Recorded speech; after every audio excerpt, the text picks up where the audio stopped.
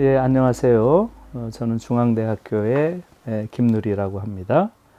예, 제가 지금 한국 교육이 좀 근본적인 변화를 가져야 될 때가 됐다, 이런 말씀을 드리면서 또 저에 대한 관심도 사람들이 많아진 것 같아요. 그래서 지금 오늘은 일반적인 교육의 변화뿐만 아니라 평생교육이라고 하는 또 새로운 세계에 있어서도 그런 변화가 얼마나 중요한지, 또 특히 평생교육의 중요성이 앞으로 얼마나 더 커질지 하는 부분에 대해서 오늘 좀 이야기를 나누려고 합니다. 지금 지난 100년 동안의 한국 교육이, 저는 이제 이것은 교육이 아닌 정도가 아니라, 비교육인 정도가 아니라 사실은 교육에 반한다, 즉 반교육이다, 이렇게까지 굉장히 세게 비판을 했는데요. 그 부분이 모든 우리 논의의 출발이 전 돼야 된다고 생각해요. 그러니까 사실은 대한민국이라고 하는 것은 1919년에 임시정부가 상해쓰면서 이제 대한민국이 탄생한 거죠. 식민치하에서. 그런 과정 안에서 지금 이제 100년이 됐는데, 100년 동안의 교육을 한번 돌아보세요. 돌아보면 일제 30년 동안의 교육이라고 하는 것은, 이것은 황국 시민을 기르는 교육이었어요. 그 다음에 이제 해방이 됐다고 했지만, 해방 이후 우리 40년 동안의 교육은 독재 정권 치하의 교육이었고, 말하자면 10년 민간 독재, 30년 군사 독재, 이 40년간의 독재 치하의 교육이라고 하는 것은 한편으로는 반공 투사를 기르는 교육이었고, 또 다른 한편에선 산업용군을 키우는 이런 교육이었어요. 그리고 나서 30년 민주정부가 이제 들어서게 된 거죠. 그런데 불행히도 이 민주정부조차 키우고자 한 것은 성숙한 인간이 아니에요. 이 민주정부조차 인적 자원을 기르는 것을 사실상 말하자면 교육개혁의 핵심으로 삼은 거죠. 그래서 이것을 돌아보면 지난 100년 동안 우리는 존엄한 인간, 또 성숙한 민주주의자를 기르는 그런 교육을 해본 적이 없어요. 이게 아주 핵심적인 문제예요. 지금 교육 문제를 바라보는. 교육이라고 하는 것은 기본적으로 100년지 대계라고 하잖아요. 올해가 그 100년지 대계를 시작할 첫 해예요. 그렇기 때문에 사실은 지금 조금 늦었지만 이 정부가 새로운 100년의 교육에 대한 청사진을 내놓아야 된다고 봐요. 그것은 반교육의 지난 100년을 반성하고 그와는 전혀 다른 형태의 교육으로 가야 되는 것이다 라고 생각하고요. 그것이 뭐냐라고 했을 때, 저는 그것을 메트로크라시에서 디그노크라시로 라는 개념으로 최근에 이야기를 하고 있어요. 우리가 메리토크라시라고 하죠. 메리트다 이거죠. 그러니까 어떤 능력을 중심에 두는 그런 수월성 교육에서 이제 앞으로는 디그노크라시, 디그니티라고 하는 게 존엄이죠. 존엄을 중심에 두는, 인간 존엄을 중심으로 한 그런 교육으로 바뀌어야 된다. 그러기 위해서는 어떻게 해야 되느냐. 가장 중요한 것이 경쟁 교육을 끝내야 돼요. 경쟁 교육은 야만이다 라는 것이 1968년 68혁명 이후에 독일이 이제 완전히 새로운 독일로 나아가는데 교육개혁이 결정적인 역할을 하거든요. 우리는 아이들을 경쟁시키지 않으면 아이들의 수월성이 오히려 저하한다, 이런 생각을 가지고 있잖아요. 이거야말로 경쟁 이데올로기예요. 독일은 경쟁을 시키지 않았지만 그 이후에 독일의 학문이 수준이 떨어진 것도 아니고, 지금도 독일은 특히 인문사회과학 분야는 여전히 세계 최고 수준이고요. 그 다음에 독일의 경제력이 하향으로 이렇게 저하된 것도 아니거든요. 한국에서 정상적인 아이들을 좋은 환경에서 기르고 그 아이들이 아주 좋은 품성을 가진 그런 성인이 되도록 나아가도록 해야 되는데, 그 모든 것을 가로막고 있는 게 바로 경쟁교육이에요. 이제는 끝내야 됩니다. 그래서 저는 이제 4가지를 폐지해야 된다. 4폐지를 주장을 하고 있는 거예요. 첫 번째는 대학 입시를 폐지해야 된다. 유럽의 많은 나라들이 대학 입시가 없어요. 독일이 대표적이죠. 고등학교 졸업시험만 보면 그것은 대체로 거의 한 90% 아이들이 다 붙어요. 그래도 당연히 대학 들어가서 열심히 하지 않으면 졸업하기는 어렵게 해놨어요. 그러니까 자기가 원하는 걸 해볼 수 있는 기회는 열어주되 졸업장을 통해 가지고 아이들이 어느 정도 퀄리티를 이루었는가라는 건 당연히 통제를 해야죠. 그러니까 우리도 사실은 그렇게 가는 것이 얼마든지 가능하고요. 그래서 두 번째, 그것을 가능하게 하기 위해서는 대학 서열을 폐지해야 돼요. 그리고 이 대학 서열을 폐지하는 방법은 그렇게 어렵지 않아요. 대표적인 게 국립대학, 말하자면 네트워크화 하는 거예요. 국립대학이 지금 한국엔 13% 정도 있거든요. 이 대학들을 다 네트워킹화해서 국립대학 들어간 아이들은 어느 대학이나 자유롭게 다니게 하고 졸업할 때는 국립대학 졸업장을 주면 되는 거죠. 그 다음에 세 번째로 폐지해야 될 게 대학 등록금이에요. 1인당 국민소득 대비 전 세계에서 가장 비싼 등록금을 내는 나라가 대한민국입니다. 지금 올해 OECD에서 내놓은 통계를 보니까 올해 우리 GDP가 세계 10위가 됐어요. 이 정도 규모의 나라에서 공교육을 이렇게 국가가 국민들에게 그 모든 비용을 전가하는 나라는 전 세계에 없어요. 이것은 반드시 바뀌어야 됩니다. 그렇게 되면 당연히 어떻게 되겠어요? 사립대학은 존재 이유가 없어요. 당연히. 사립대학을 점진적으로 공용하면 됩니다. 그렇게 되면 공립대학, 네트워킹, 사립대학 공용화를 통해 가지고 대학의 서열이라는 건 없는 그런 사회가 되는 거죠.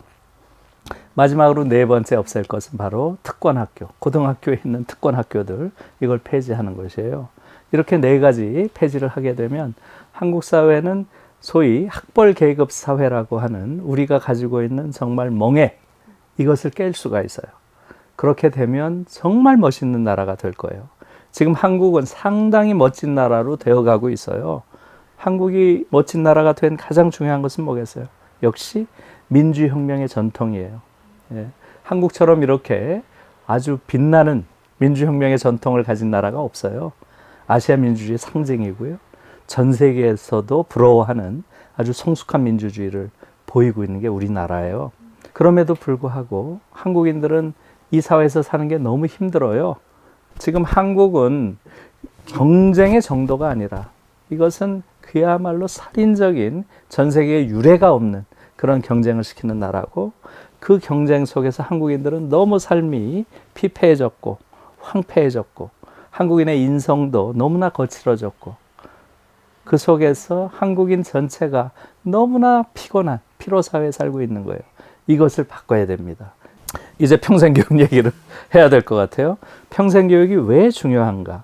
결국은 지난 100년 동안 한국 교육이 가져온 큰 결함 내지는 큰 여백이 있다고 지금 말씀드렸죠.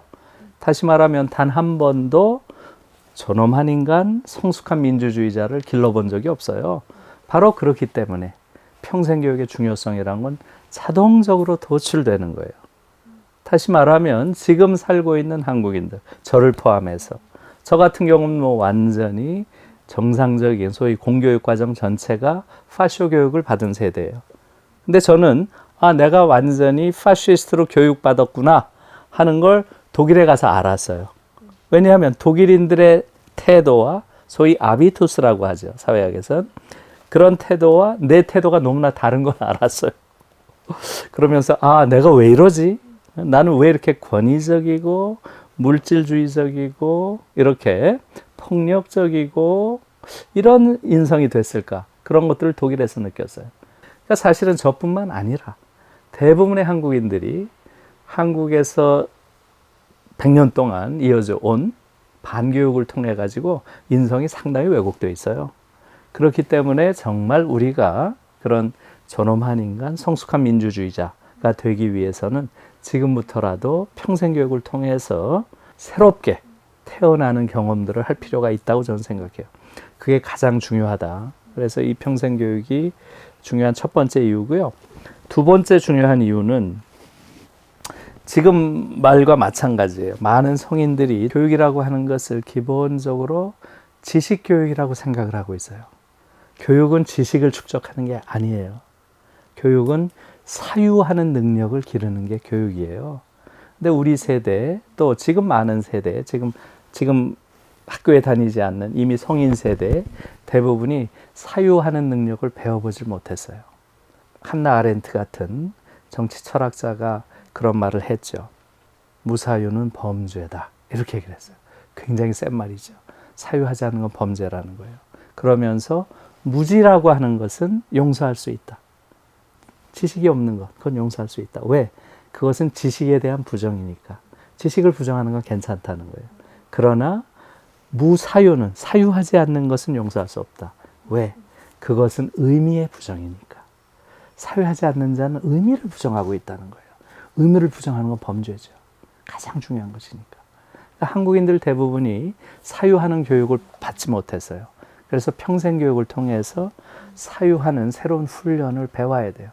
그게 한국 민주주의를 굉장히 단단하게 하는 중요한 토대가 될 거예요. 그리고 세 번째 중요한 것은 지금까지 우리가 배워온 교육이라고 하는 것은 말하자면 자기 착취를 하는 것을 미덕이라고 배웠어요. 한국 사회에서는 자기 착취를 강하게 할수록 그것이 마치 자기 희생적이고 또 이 세계에서 열심히 살아가는 인간상인 것처럼 끊임없이 착취하는 인간을 만들어냈거든요.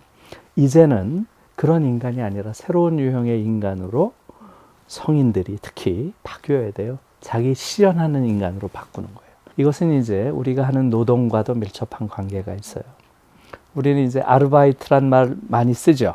이 아르바이트란 말은 원래 노동이란 뜻이에요. 그런데 지금 우리나라에서 쓰이는 건 약간 의미가 변질돼서 비정규직이고 비정규적이고 아주 단기간에 그런 노동을 아르바이트라고 하잖아요. 원래 그런 뜻이 아니에요.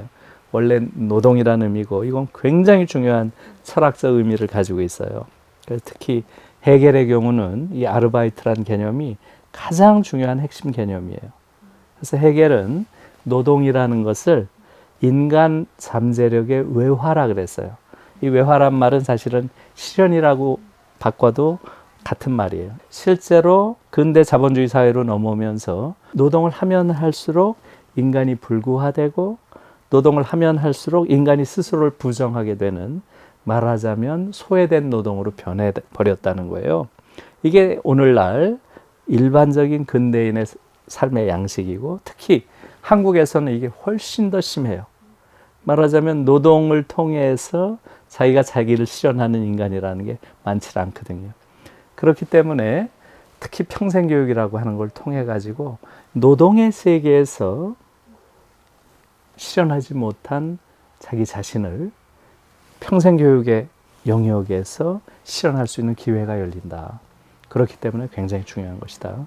이렇게 생각을 하고요. 그 다음에 이제 하나의 전망으로서 평생교육이라는 게 왜 중요한지 하는 걸 말씀드리면요. 독일에서는 1970년에 밀리 브란트라고 하는 수상이 이제 집권을 하면서 하나의 거대한 새로운 사회의 비전을 제시했어요. 그 비전이 유명한 빌둥스게젤샤프트라는 비전이에요. 이 빌둥이란 건 교양이란 뜻이에요. 게젤샤프트는 사회란 뜻이거든요. 교양사회라는 비전을 제시했어요. 그러니까 누구든 고등교육까지 맘만 먹이면 다 원하면 다 받을 수 있게 노동자의 자식도 어떤 어려움에 있는 경제적으로 어려움에 있는 계층의 자식들도 본인이 원하면 다 최고 교육까지 받을 수 있고 또 그 사회에 사는 모든 구성원들이 높은 수준의 교양을 구가하는 그런 사회를 만들어야 된다라고 그걸 선거 구호로 내세웠어요. 교양사회. 너무나 멋진 거죠. 그래서 독일 사회가 저렇게 높은 정치의식과 문화 수준을 가진 나라가 된 거예요. 한국도 충분히 그렇게 갈 수 있어요. 그래서 이것을 정규교육뿐만 아니라 성인교육, 또 평생교육 이런 것들이 유기적으로 연계가 돼서 모든 국민들이 가장 높은 수준의 그런 교양을 갖추는 이런 사회가 갈 수 있는 것이죠. 그래서 마지막으로 지금 그러면 이 코로나 시대에 평생교육이라는 건 어떤 의미를 가질까 그 말씀만 드리고 끝낼게요. 지금 이 코로나 시대라고 하는 것은 평생교육이 얼마나 절실히 필요한지 하는 것을 우리에게 알려줬다고 그런 생각이 들어요. 왜 그렇겠어요? 이 코로나 시대는 무엇보다도 가장 큰 것이 여러 가지 우리가 물질적인 수준에서도 생활 세계의 변화를 가져왔죠. 이를테면 무슨 언택트 사회라든가 이제는 말하자면 비대면으로 모든 걸 하는 그러한 양상이 훨씬 더 확대되는 이러한 사회가 이제 돼가는 거죠. 그러나 사실은 그보다 더 중요한 것은 그런 물질적인 수준이 아니라 정신적인 수준에서 다시 말하면 우리가 가지고 있는 인식이 완전히 새롭게 변화하는 계기를 줬다고 생각해요. 저는 이제 그 가장 중요한 인식이 두 가지라고 생각하는데요. 첫 번째는 미국이라고 하는 나라에 대해서 이제는 새롭게 보기 시작한 거예요. 이전까지 한국인들은 전 세계에서 가장 미국을 선망하는 나라였어요. 요번에 한국인들이 미국이 좋은 점도 있지만 이런 점들은 미국이 상당히 미국을 따라갔을 때 위험할 수 있겠구나. 특히 자유시장 경제라는 측면이죠. 이런 것들을 한국인들이 배우게 됐잖아요. 그 다음에 또 하나는 우리가 살고 있는 이 세계의 질서라는 건 자본주의라고 하는 질서인데요. 이 자본주의라고 하는 게 한편으로는 우리에게 물질적인 풍요를 줬죠. 그러나 또 다른 한편으로는 말하자면 일종의 야수 자본주의라고 부를 정도로 인간을 잡아먹을 수도 있구나. 말하자면 자본주의가 지금과 같은 방식으로 진행되면 인간을 잡아먹고 사회를 잡아먹고 자연을 잡아먹을 수 있구나. 코로나라고 하는 것은 자본주의가 움직이는 내적 양식에서 필연적으로 발생한 생태계 위기의 한 국면이다. 이런 것을 사람들이 깨닫기 시작한 거예요. 이건 굉장히 중요한 것이죠. 바로 이 부분, 이제 눈뜨기 시작한 새로운 패러다임들, 이것을 사회의 전면적인 새로운 의식으로 장착시킬 수 있는 그런 제도적인 장치가 뭐냐? 평생교육이죠. 평생교육을 통해서 새로 눈뜨기 시작한 이런 인식들이 좀 더 깊이 추구되고 사유되고 사회적인 가치로서 정착되는 그런 것들을 줄 수 있는 게 저는 바로 평생교육이라고 생각해요. 예, 그런 맥락에서 굉장히 이 코로나 시대 평생교육의 가치, 중요성 이런 것들은 커졌다. 이렇게 생각하고요. 그래서 한국에서 평생교육이 이제는 좀 더 안정적으로 정착이 되고 또 보다 넓게 확장이 돼서 이제 새로운 시대를 열어가는데 큰 기여를 하기를 기대합니다. 네, 고맙습니다.